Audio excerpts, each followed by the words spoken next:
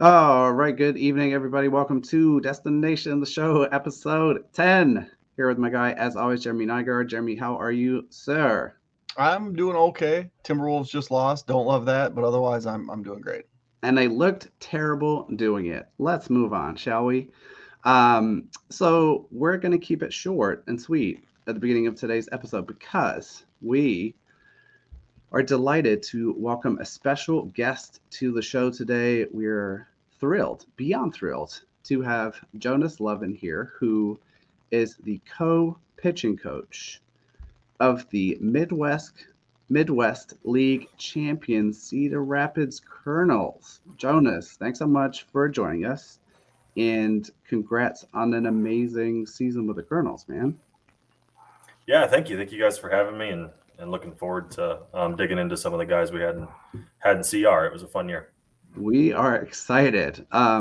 Before we give you the third degree here about all these guys, just a quick PSA, right? Which is that we've Jonas has graciously given up his time to talk to us about some prospects that folks have had a lot of questions about.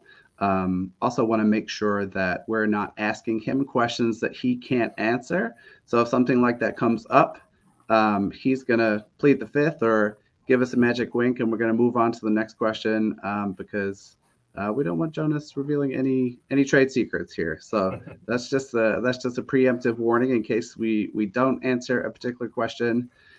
And other than that, why don't we go ahead and jump right in? Jeremy, you want to kick us off here? Yeah, absolutely. So just going back, looking at your personal journey through baseball a little bit, can you tell us a little bit about that from player to coach? You obviously played and then became an assistant coach prior to joining the Twins, and how you got connected with the Twins. Yeah, so I'm from a really small town in Nebraska, which meant baseball opportunities were pretty limited. So just played Legion baseball in high school. Ended up getting seen by the right people and ended up at Augustana University in Sioux Falls, South Dakota. That was a good journey. I wasn't a good player, but I think that has contributed to some of the things that go into coaching now. Just working through problems, having to solve your own problems, figure out what's working, what's not working, why am I not succeeding, those types of things. I had a great experience there. We ended up winning the national title my senior year, which would have been 2018. And then I graduate transferred to Nebraska Omaha just to be a little bit closer to home. I was getting married that year, or getting engaged that year, married the following year. And then at UNO, had a really successful year there. We won the regional first time, or sorry, won the conference and went to a regional for the first time in school history. So that was a really good experience.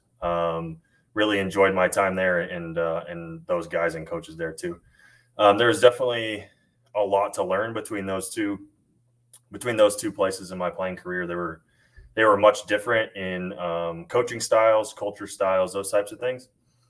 So getting to be immersed in those two different cultures has really led me to where I am today. And then as I started my coaching journey, ended up landing on my feet at Concordia, Nebraska, under head coach Ryan Dupick there, who was a great mentor to me. I got connected to Concordia through Bryce Berg, who I played with at Augustana University, and Bryce is now the minor league hitting coordinator for the Twins. So I worked with Bryce. I played with Bryce for 1 year, and then worked with Bryce for a semester before he left for the Twins. But regardless, had a really good experience at Concordia with Coach Dupick. We had a lot of success. Went to an NAI World Series my second year. After that, moved on to Iowa Central Community College and was the pitching coach there with Eric Stein and Jake Astor. That was a really great experience. That was while I was at Concordia. It was shared duties. Our head coach Ryan Dupick was our main pitching coach, and so a lot of it was learning from him. So when I took over at Iowa Central, it was really, all right, now it's your time to, figure this out. How are you going to build this yourself?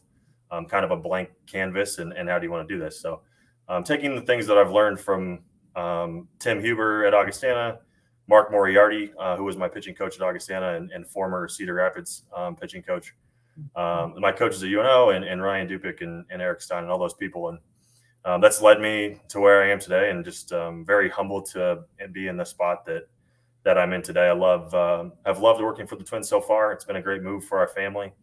So yeah, it's been good. What I heard from that bio, Jonas, is that you win anywhere you go. That's what I picked up on. A lot of success. That's awesome. So yeah, just making smart business decisions. Just go where they win, and then you'll win, right?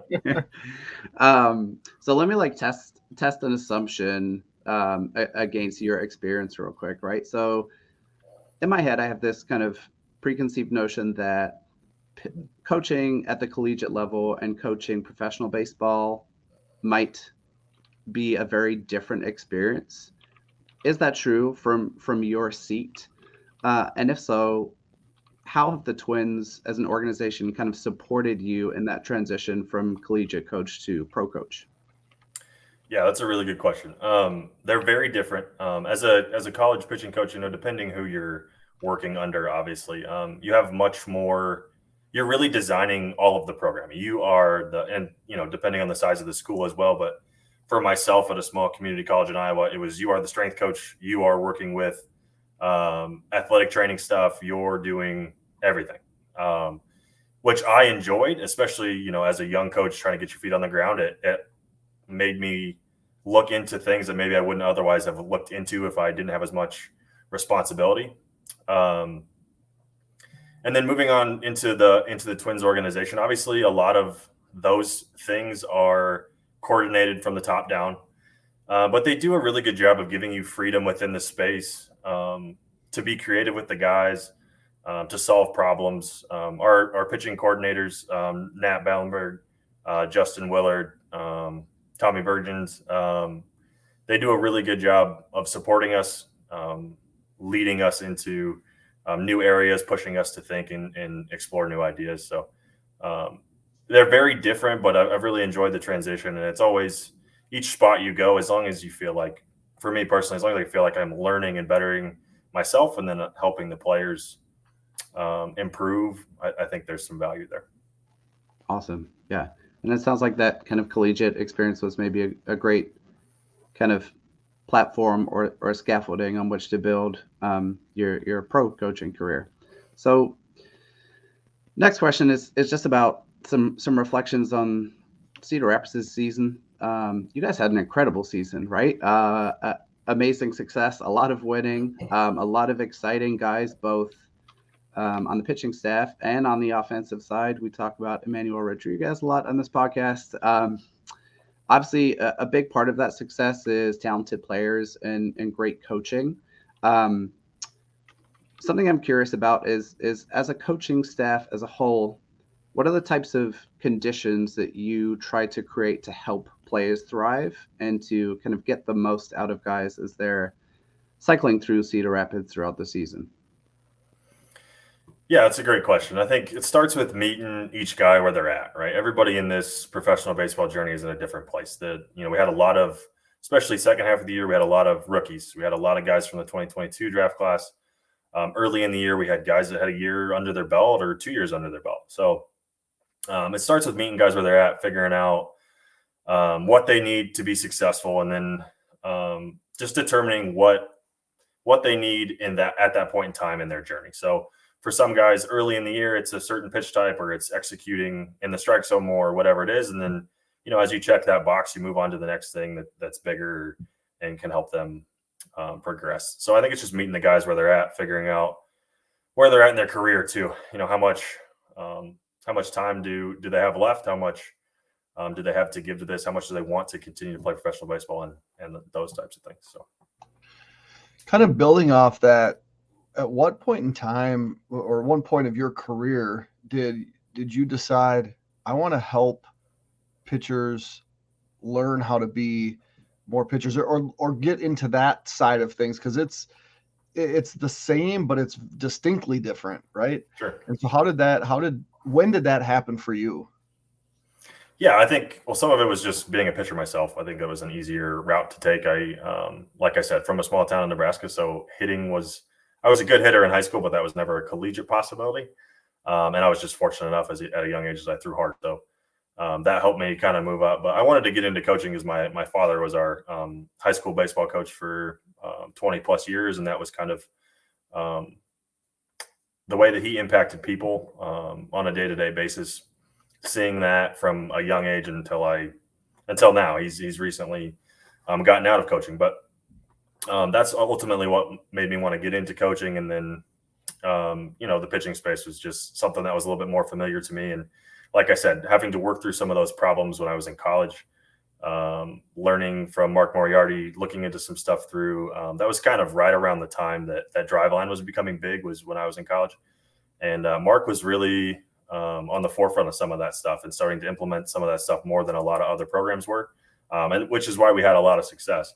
But seeing him jump into some of that stuff and be open to new ideas and implementing some of that stuff was exciting. And we saw the progress and how much better guys got. And that was inspiring in some ways to, hey, if you can continually learn, dig into this stuff, this can be a really cool piece and you can really help impact some people's journeys. Jonas, you have just aged us brutally by saying that drive line was becoming big when you were in college. Let us quickly move on. Go ahead, Jeremy. Well, and the funny thing too is because that's an excellent segue into this question, because for us older guys, the old school baseball is still a prevalent thing, and I think Jamie and I both appreciate the new school model, and really.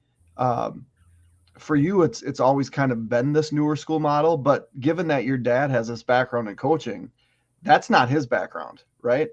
Like that's absolutely, he grew up old absolutely. School. So he grew up old school. Yep. How does that?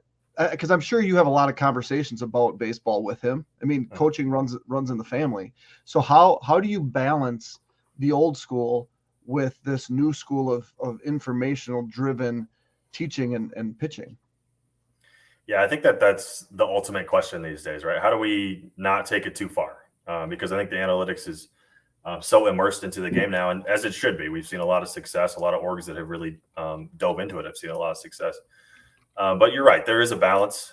I think it takes having some guys that have been around the game for a long time. I think specifically in Cedar Rapids, you have Brian Dinkelman, who's been in the org for 17 years, Carlos Hernandez, who played professionally.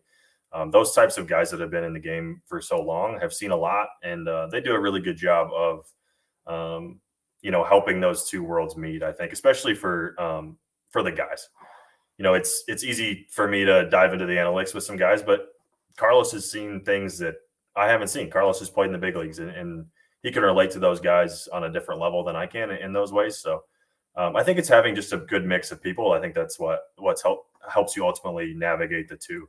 I'm not sure there's a perfect answer for like a perfect balance for the two, but having people that excel in both areas, I think can help. All right, so Jonas, we're gonna shift gears a little bit and start to talk about just a couple questions about general player development from your kind of seat and vantage point as a pitching coach, right? So you already brought this up in the conversation, and it's something I think that was fascinating from a fan perspective this season was the amount of turnover of pitchers you guys got at Cedar Rapids. I mean, it was like an entire rotation kind of came up together. So what's it kind of like as a process to receive new pitchers who are promoted? And what are some of the things that you try and emphasize when you get a new pitcher, when someone's promoted? What are some of the goals that you have for the first month or so that you're working with a new player? Yeah, I think the biggest piece is communication between amongst levels, right? So when we get a guy called up from low A, generally we talk with the coordinators on what those guys have been working on, and then we also talk with the low A pitching coaches on what they've been working on, and they generally will send us an email of, hey, this is what's been working for him. These are the cues he's been using. Hopefully you guys can run with that. And so we take a lot of that information into consideration, but then I think it's also just talking with the guy and figuring out, hey, what's been working for you? What's not been working? What do we feel like we can change or help with, or we can do better here? And then our guys are always working on different goals. We kind of cycle through player goals. So throughout the year, there's different goals set for the guys, and we just check them off as we go. So it kind of depends where they're at when they get called up. But at that point in time, we really focus on, what are their goals right now at this specific week, this week span, I guess. And then how can we just better attack those? But a lot of it's just communication between levels and then communicating with the player on what has been working and not working for them. So I'm going to skip the question that I had because you really answered it there and go to this next question. You said there's a lot of communication between the pitching coaches at levels. As you go into the off season and now go into the next season, and you think about the pitchers that you're going to have, how clear is that forecast for what you're going to have as far as these pitchers? I would assume you're going to have half repeat part of the level, you know what I mean? And then you're going to get a new wave of pitchers. How much of that is predetermined part of that development plan, and how much of that is kind of being determined as you see these guys in the spring for the first time in 6 months? Yeah, that's a good question. I don't want to get too deep into that one, but I do think it is just kind of an ever-changing. You see the guys throughout the year, how they've progressed. How do we feel like they've done at this level?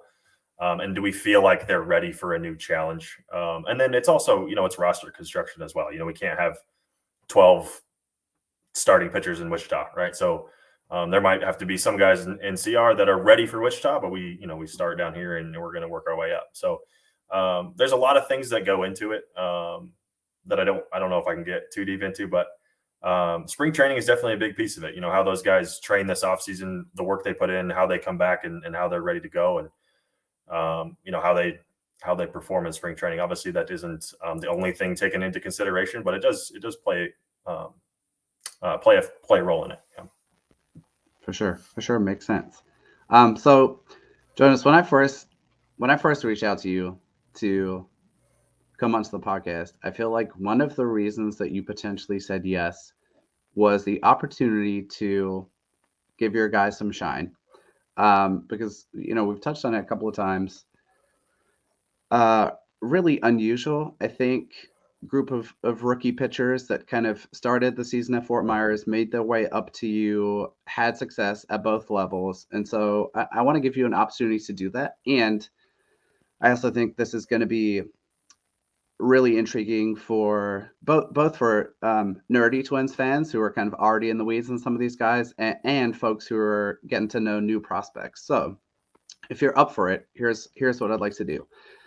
I'm going to give you a guy, and then would just love to have you kind of voice over a little about them, right? So their year, attributes that stand out to you, notable pitches or things that are kind of unique about their repertoire, and if you're able to, things that they've worked on with you guys at Cedar Rapids, to the extent that you're able and willing to share that, because every week on this podcast we put out the call for questions, and consistently Cedar Rapids starting pitchers is a theme. So I guess we're probably going to start with newly voted Twins organization's minor league pitcher of the year, Corey Lewis.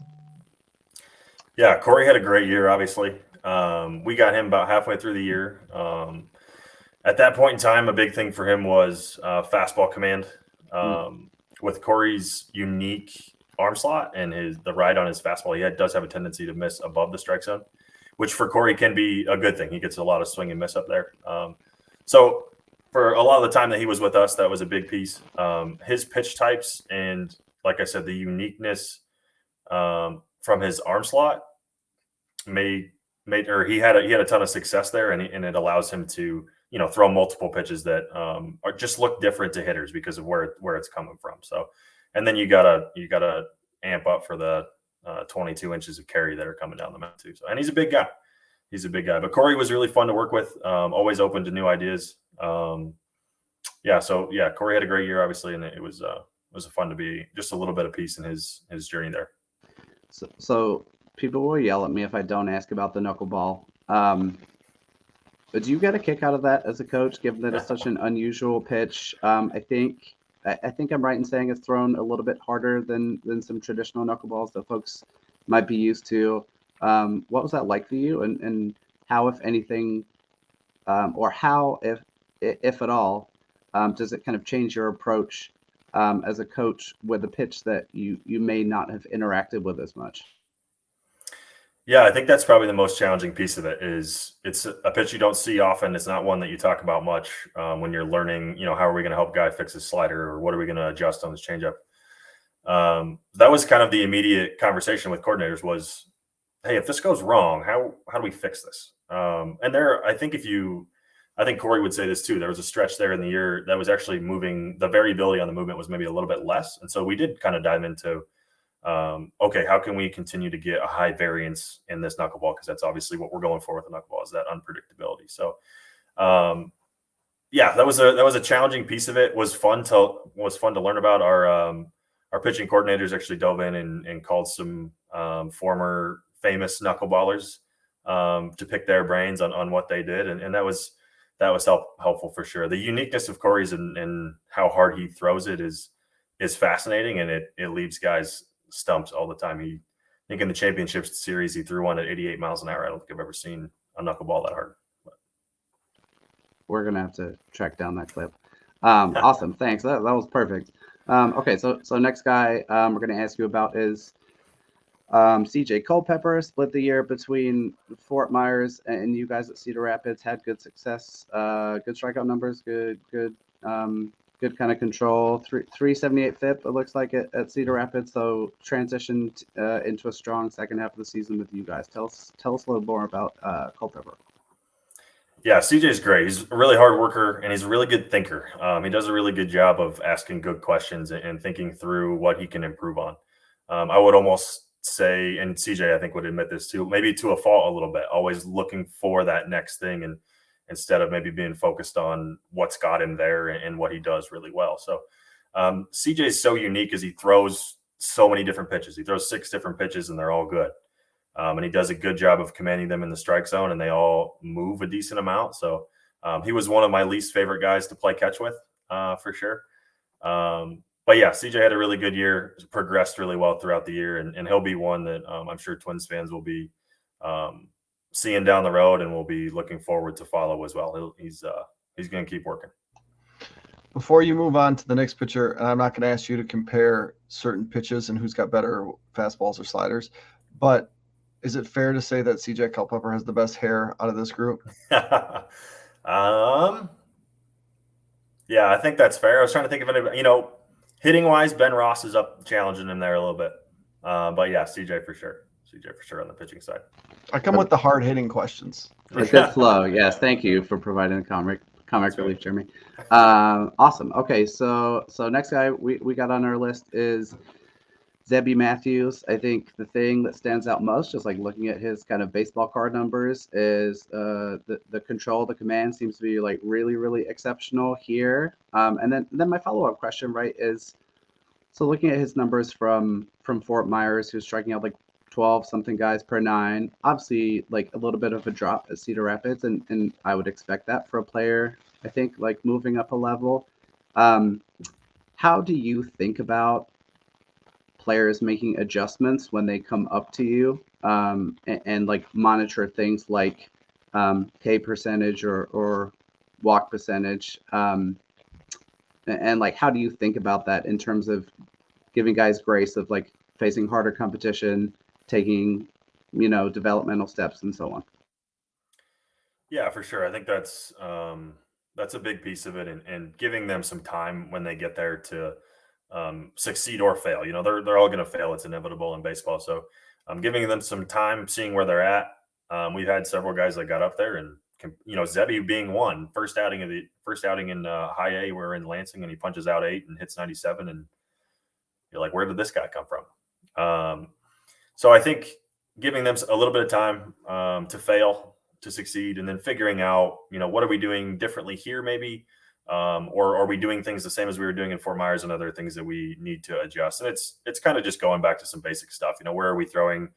Are we throwing our pitches in optimal locations? Are we throwing enough strikes, to your point? That type of thing. So I think, as an org, I guess myself, at least, I shouldn't speak for the org, but for myself, I first go back to, are we throwing enough strikes? Because I think if we can command those pitches in the strike zone, that's going to change a lot of things. A big piece is getting to those leverage counts, right? You hear all the time the difference between the batting average difference between 2-1 and 1-2 is so drastic. And it is. And that's such a big piece of it. So if we're not in the strike zone and getting into those leverage counts, you can honestly discredit a lot of the performance. It just goes back to we're just not getting into enough leverage counts. So if we can get into leverage counts and then use our good stuff to put guys away, that's a big piece of it. So giving guys some time there. And Zebby definitely had some ups and downs throughout the season, as I think he would admit. But I also think that there's some pieces that go into it with, performance at the minor league level is obviously important. But you also have things that guys are working on, right? So a big thing for Zebby this year was improving his changeup. So in college, he was mainly a fastball slider guy, threw the changeup every now and then. When he was down in Fort Myers, the slider was a big focus for him. So when he's in Fort Myers, he's throwing 50% sliders. And that's not a guy that Zebby's probably going to be in the big leagues.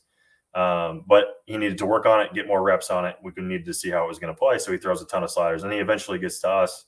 And then we start working on the changeup. And it's, okay, we're going to throw a ton of changeups. It might not be what's going to be best suited to get guys out in certain counts. It might not be your highest strike pitch, but we need to throw it. You need to work on it. And then the nuance in some of that is navigating like, hey, I'm working on this, but I would also like to get through the fifth inning. So figuring out some of that stuff. But Zebby did a good job of that throughout the year and did a great job handling some of the failure that came with learning new pitches mid-outing and continuing to learn. I think that's the biggest piece for some of these guys is not getting so caught up in the moment of the outing or the competition, but understanding the journey and the process of, hey, if I want to pitch in the big leagues, I need this changeup and I got to work on it. And it doesn't matter if I walk a guy here or if I give up a double because I leave a changeup over the plate.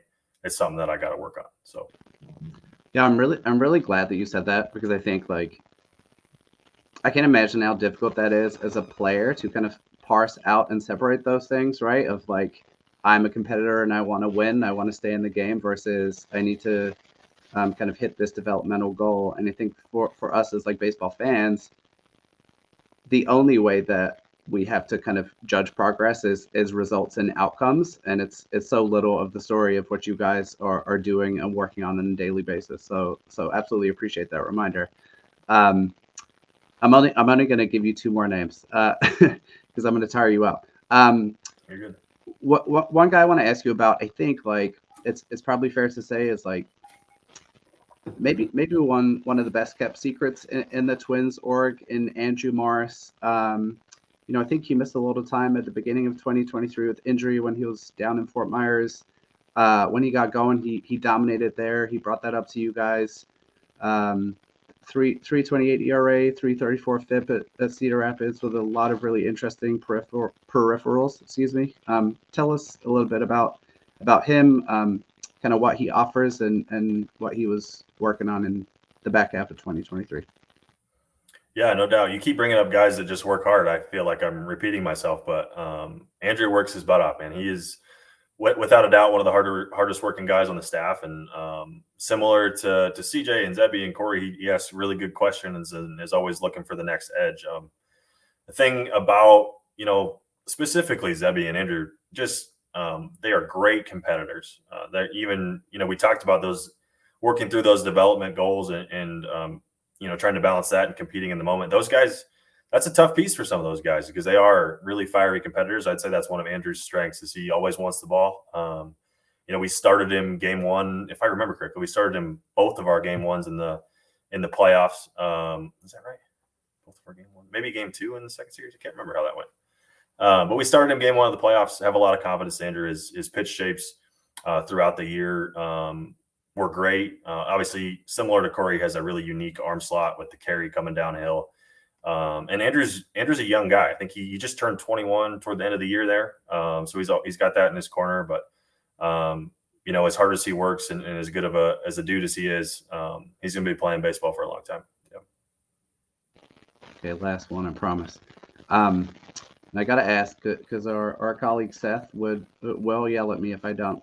So Kyle Jones is a guy unlike the rest in that, if I'm not mistaken, he started with you guys. He did not start in Fort Myers. He started with you guys, and so has had kind of a longer run, and I think due to kind of not being part of that group that kind of moved up together, is maybe a little bit of an under the radar name for some Twins fans, unless you're really deep in the weeds on prospects. So would love to hear a few reflections on him, and then we'll move on. Yeah, Kyle's a really smart guy. He was, I believe, and Kyle will kill me if I get this wrong, but I believe he was an engineering major at Toledo. So really smart guy, really analytical. You can almost see the wheels spinning when you're talking to him. Also a really good competitor, but I think throughout the year, Kyle did a really good job of learning and adapting to professional baseball. I think, to your point, that was the only guy we had where this is their first year of doing this. So, similar to myself, it was my first year. So it was kind of fun to go along that journey with Kyle and some of those guys and, navigate pro ball for the first year. And he did a great job rolling with the punches. Performance wise, he had a good year, and he has one of the, that splitter he throws is one of the best off speed pitches in the org, and he throws it for a strike a ton. And if he continues to add velocity, he's going to be definitely, to your point, an under the radar prospect that everybody's going to want to keep an eye on. So producer Theo checked on your fact checked you while you're answering that, and mechanical engineering major at Toledo. I thought so. Yep. There you go. All right, I'm gonna stop just naming names for you, and we'll move on to a couple of questions, and then we had if you have time, Jonas, we have a couple of listener questions that folks wanted to ask you if you're up for it. You still have the time. Yeah, no doubt. So a couple, kind of two questions in one. How good is it going to be? Because you mentioned that all these guys are competitive. They're smart. They're competitors. Obviously, you need that to be pitchers. How good is it going to be for these guys to be able to compete not only against their opponent, but against kind of each other as they progress? And then what are they, and you can answer this collectively, what's the big step going to be for them to have success at AA as soon as, spring of next year? Yeah, sure. I think we saw some, there was always some internal competitions between the guys. And you could see that on a week to week and daily basis. I can't remember names off the top of my head, but, every day we would go over the game from the night before, and there was always, I didn't strike out as many guys as Andrew or Zebby or whatever it was. And then, as a pitching staff, you try to keep it interesting throughout the year. Carlos and I tried to present some competitions just to keep the guys engaged, and it's a long season. So, just want to try to keep things light and have some fun amongst the, what can be a little monotonous at times. And what was the second half of your question there? I'm sorry. The biggest step that these guys are going to have to take to have success at AA. Yeah. So I think the biggest thing, total humility, been in pro ball for 1 year. So what I've learned in my 1 year, or from what I've heard, is that as you get to AA, the hitters just get that much better at not expanding the strike zone. So for some of those guys, it's going to be learning how to put guys away in the strike zone, which was something that I think as a staff, we tried to work on throughout the year, and something we tried to emphasize throughout the year. It was something that I know Carlos and I were bringing up almost weekly with them, was we're doing a good job of getting to leverage counts. We're doing a good job getting to that 1-2 count, but we got to put guys away that aren't expanding the strike zone. And there's, we played several teams that did a good job of not expanding the strike zone. They had, as a group, had high walk rates. So it was, hey, we're 1-2, we're 2-2. We got to get this guy out in the strike zone. He's not going to chase, or if he does chase, it's going to be in this one specific spot. So as they go up, I think that's one of the biggest pieces, is learning how to get guys out in the strike zone, specifically strike guys out in the strike zone. All right, then one more, Jonas, before we move on to a couple of listener questions here. I think a guy that is a little bit out of sight, out of mind for Twins fans at the moment, who the Twins Twitter definitely fell collectively in love with on draft night, was Connor Prielipp. How, I don't even know the extent to which you got the opportunity to work with him this year, but how impressive was his stuff when healthy? Do you think he can work his way back to starting? Obviously, kind of a tough go around with missed time and missed development opportunities. Yeah, just kind of some bad luck there for Connor. When I would say Connor's, peak this year was probably toward the end of spring training. He's healthy. He's getting some more innings under his belt right before the season starts, and it's electric when he's on. We got to see him one start in Peoria, which was, I think, his first baseball game pitching in like 18 months or something crazy like that. So try to give him a little grace with some of that stuff. But Connor works really hard, and he's going to do what he can to figure it out. And as an org, we're going to do what we can to figure it out. So I don't want to get too deep into the weeds there, but when Connor Prielipp's on, it's impressive. For sure. Well, thank you so much for sharing. We, as usual, had a bunch of mostly serious, some joking questions from listeners to ask you, Jonas. I can't even ask Parker's. Parker Hageman, Twins Daily co-founder, to kick us off with a quick fire, says, Casey's or come and go? Casey's for sure.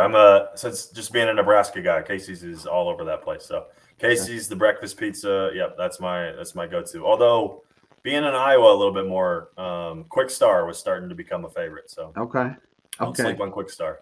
There you have it, Parker.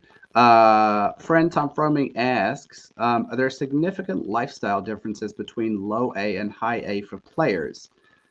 He says being away from the complex, host families, travel, etc. If so, how did the Kernels have so much success with the guys that made that transition from Fort Myers to Cedar Rapids this year?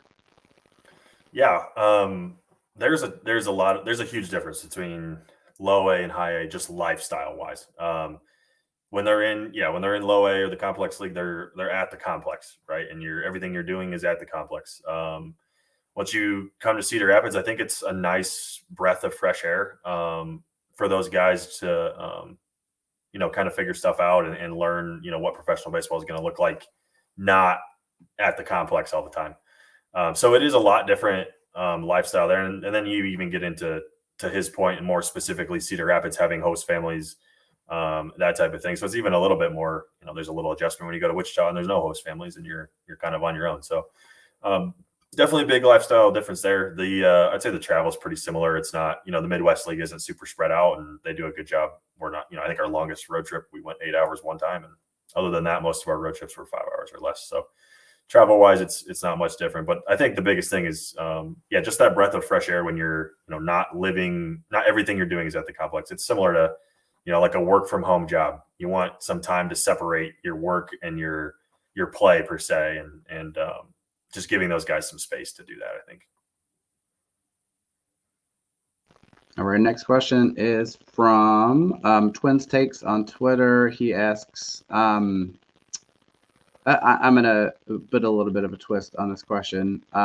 What are some of the traits that you look for that kind of lead to successful development of young pitchers, right? So like you've cited work ethic of a number of your guys as being really, really consistent and high level. Are there other things that you look for that are kind of indicators for you that a guy is going to hit those developmental goals and have good success? Yeah, and I'll make this clear. I'm speaking for myself and not for the Minnesota Twins here, but for myself, looking at just from this year, looking at some of our guys that had the most success, it was that work ethic. And then I think it was the ability to show up to work every day with a fresh mindset, and then being able to ask good questions and continue to stay within the process. I think it's really hard in professional baseball to look ahead or to look back or to dwell on things. But being able to show up in, as I mentioned before, in a job that can be a little bit monotonous for the players, where you're doing a similar warm up every day, you're playing catch every day, your routines look pretty similar. Those guys that can show up and have the right mindset that they're going to get better and they're going to get the most out of that day. That's honestly the biggest piece for me. We're working with the 1% of the 1%, right? We're working with really talented guys. So they all have the talent to do it. It's that piece of, can you continually pursue this thing and stay focused on the moment and the day-to-day process. Go with it. Love it. Makes sense. Next question comes from Cody Schoenman, and he's asking a little bit about how you kind of support and evaluate the progress of guys in different roles. So a guy like Reggie Grace versus Kyle Jones, who's kind of been in a starting role, and that role has been kind of consistent for him. Does support and kind of evaluation of their progress look different for relief pitchers versus starters versus guys who might have a more flexible role? Yeah, honestly, the evaluation process for those guys is very similar. We're evaluating. I don't want to get too deep into the criteria, but we have certain criteria that we're evaluating the guy's performance on, and the standard is set and held for each guy, no matter their role. I think the tough piece with minor league baseball is you can't look into roles too much, right? We have guys that bounce back and forth between starting and the bullpen. We have guys that will throw in relief, scheduled relief. We'll have guys start that are on innings limits and go 3 innings or whatever it is. So, the roles in minor league baseball are ever changing. So I think having a standard that is set for all the guys and then just making sure they're hitting those checkpoints is an important piece. Awesome. Makes sense. And then last question or second to last question here, Jonas, a number of people asked this. We've named some names and talked about a lot of guys this evening. Are there any pitchers that you think are flying under the radar a little bit that Twins fans should know about that have done a great job for you guys in Cedar Rapids in 2023? Yeah, I think my immediate answer would have been Pearson Ole, but then I think he got a little bit of love during the end of the year, so I don't know if he's necessarily under the radar anymore. I think the 2 guys that come to mind would be Christian McLeod and Mikey Paredes. So Mikey he started a couple games for us, but mainly threw out of the pen for us, but did a really nice job kind of adjusting to that role. He was a starter in low A the year before, so and he was a starter in college, obviously. So learning how to be a bullpen guy, throw on multiple days a week, and his quality of pitches. I mean, he might have one of the best sliders in the org. And as he moves up, it'll show more and more, and he'll get on people's radars. And then Christian, it was a really good year for Christian. He's coming off of Tommy John, first full season off Tommy John.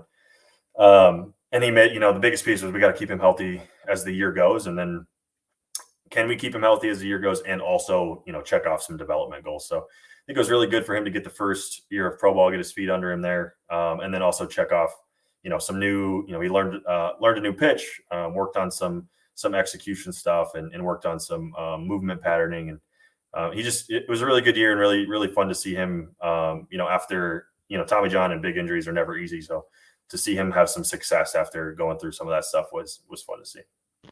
Awesome. Heard it here first, folks. Additional guys to keep an eye on in 2024. Jeremy, I got to hand it over to you for the last question. Question on Twitter from me, and I wasn't on Twitter. I just added this at the end. Is Bushwood your favorite post-game hangout? Can I plead the fifth there? Can I plead the fifth on that one? Yeah, that's a favorite of manager Brian Dinkelman. So if you're in CR, I guess we'll show you the ropes there. But yeah, that's a good spot. It's a good spot. Yeah, I haven't been down to Cedar Rapids. It was pre-COVID. My brothers and I used to make a trip down to, it was Beloit for a while, then Cedar Rapids, and that was where we were told you have to you got to go. And so I really enjoyed it. The pizza was great. The drinks were cold. And I just assume that that's probably still the spot after a few years. Without a doubt. They always treat us well there. They always treat us well, for sure. Sounds like a road trip for 2024, Jeremy, when we get up and running here. Jonas, you've been incredibly gracious and generous with your time. Thank you so much.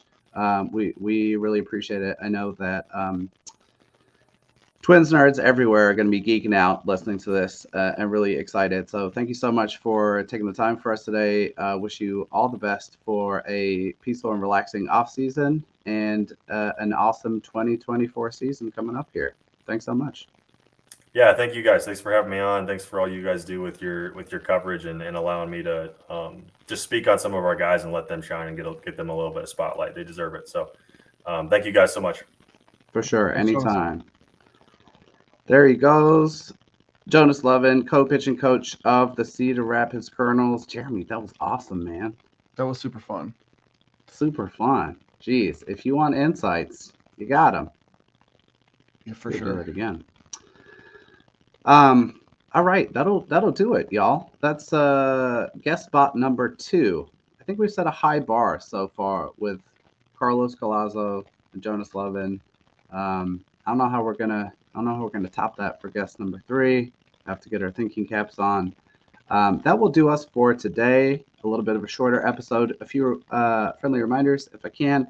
Thank you guys so much for supporting the show, whether that is sending in questions, retweeting episodes, downloading the show. All of that helps us a ton, helps us grow. We've had a lot of positive feedback in the past few weeks, and we really, really appreciate it because it's really fun to do, and it's only going to get more fun as we gear up for the minor league season in 2024 and college baseball and draft season, for which I cannot wait. Cannot. Hey, what's your board at right now? My board is at 125. My board is at 125, but I'm taking a different approach. This year. And I'm spending a lot more time on the front end entering player data and a lot less time updating rankings. It's going to save me a lot of time on the back end. I'll tease this right now. We will do some live drops of the consensus board on this show before it's released. So for anyone who's interested, we will give some early access, walk through how to navigate it, all that good stuff when amateur baseball season gets up and running. So Love it. Fun, man. Jeremy, let's hope the Timberwolves figure out how to shoot before we talk again. See you next week, man. Take it easy.